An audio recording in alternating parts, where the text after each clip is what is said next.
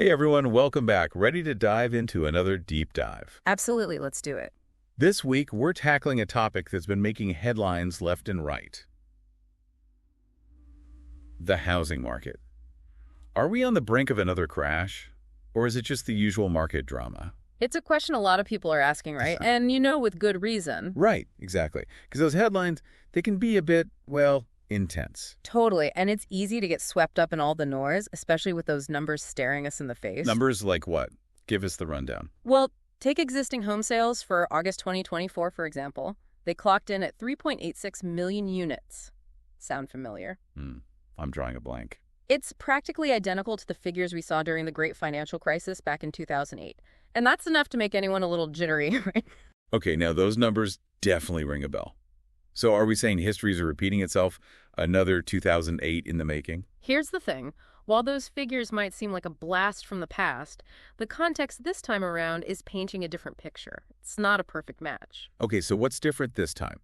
What are we seeing that's making the expert less worried about a total meltdown? Let's start with inventory levels. Back in 2008, remember we had a massive oversupply of homes on the market, and that just fueled the fire, right? Right. Way too many houses, not enough buyers, recipe for disaster. Exactly.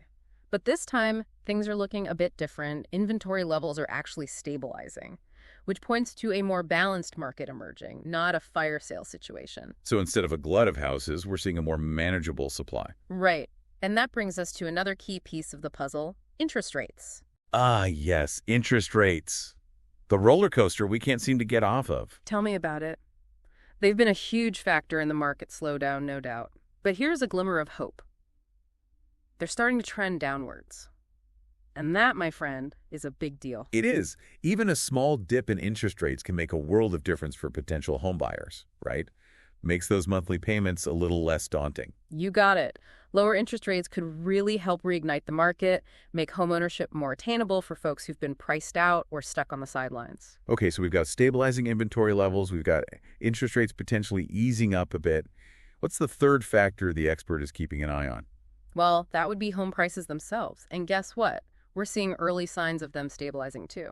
Hold on. So does that mean the crazy bidding wars and houses selling for a bazillion dollars over asking price? Those days are over. It's looking like we're shifting back to a more grounded approach, which is ultimately a good thing for everyone involved. More balanced, more sustainable. I like the sound of that. But what does a more balanced market really mean for the average person out there? Someone who's maybe thinking about buying their first home or even selling their current one. Simply put, it levels the playing field. In a balanced market, neither buyers nor sellers hold all the cards.